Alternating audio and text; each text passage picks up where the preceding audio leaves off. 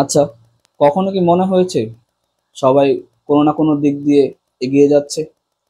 কারো নতুন জব, কারো বিয়ে, কারো নতুন ফ্ল্যাট, আবার কারো স্বপ্নের সাফল্যের পোস্ট দিচ্ছে। আর তুমি তুমি যেন সেই একই জায়গায় দাঁড়িয়ে আছো, এক ইঞ্চিও নড়ছো না। আমি জানি সেই অনুভূতি কেমন হয়, যখন মনে হয় সবাই ছুটছে আর আমি আটকে গেছি। এই একটা চিন্তা জানেন কি করে? এটা ধীরে ধীরে মনের ভেতরে এমনভাবে বাসা বাঁধে যে আপনার চারপাশের সব আলো নিভিয়ে দেয়। আপনি নিজেকে প্রশ্ন করতে শুরু করেন, আমার মধ্যে যে কি কমতি আছে সেটা নিয়েই সবার প্রশ্ন, যে আমি কেন না। আপনি হয়তো বাইরে হাসছেন ঠিকই, কিন্তু ভেতরে প্রতিদিন একটা হিংসাত্মক যুদ্ধের মুখোমুখি হচ্ছেন, যার নাম তুলনা।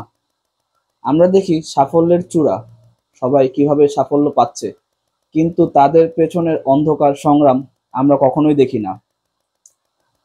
আমি একটা দিন সবসময় চিন্তা করতাম যে তারপরের দিন সকালে উঠবো, আর উঠতামও একটা বিষণ্ণতা নিয়ে, ভাবতাম আজ হয়তো কিছু একটা ম্যাজিক ঘটবে। কিন্তু দিন শেষে সেই শূন্যতা, একই জায়গা। আশেপাশের সবাই যখন একে একে এগিয়ে যাচ্ছিল, তাদের সাফল্যের ছবিগুলো দিল যেন আমার ব্যর্থতার প্রমাণ করত। আর তখন আমি একটা কঠিন সত্য উপলব্ধ করি, যে পিছিয়ে পড়া মানেই ব্যর্থতা নয়। পিছিয়ে পড়া হলো আপনার থেমে যাওয়ার থেকে শুরু করা। কখনো কখনো এই পিছিয়ে থাকাটাই জীবনের সবচেয়ে বড় প্রস্তুতি পর্ব। দেখুন, আজকে আমরা একটা অন্ধ দৌড়ের মধ্য দিয়ে যাচ্ছি, যেখানে কেউ আপনাকে বলবে তোমার বয়সে তো ওর এটা হয়ে গেছে, দেখো তোমার পাশের ছেলেটা কত ভালো করছে। কিন্তু একটা মহাজাগতিক সত্য মনে রাখবেন, প্রতিটি ফুলের ফোটার সময় এক নয়। কেউ গ্রীষ্মে ফোটে, তো কেউ শীতে। কিন্তু কেউ এগিয়ে যাচ্ছে মানে তুমি পিছিয়ে আছো, ব্যাপারটা কিন্তু এরকম নয়। তুমি শুধু তোমার নিজের ঋতুর অপেক্ষায় আছো। তোমার গতি ধীর হতে পারে, কিন্তু তুমি দিক হারাওনি। তুমি কেবল ভেতর থেকে তৈরি হচ্ছ।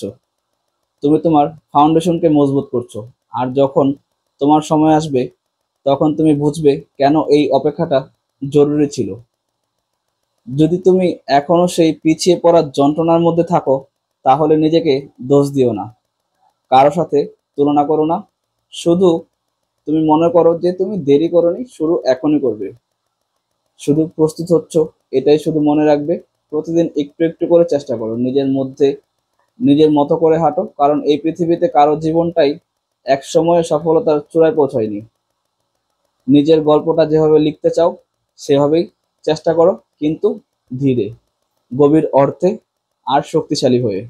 আমি হৃদয়, আর এটাই ছিল ডিপ টকস উইথ হৃদয় এর দ্বিতীয় পর্ব। যদি কখনো মনে হয় তুমি একা পিছিয়ে পড়েছো, তাহলে এই ভিডিওটা মনে রেখো, তুমি একা নও।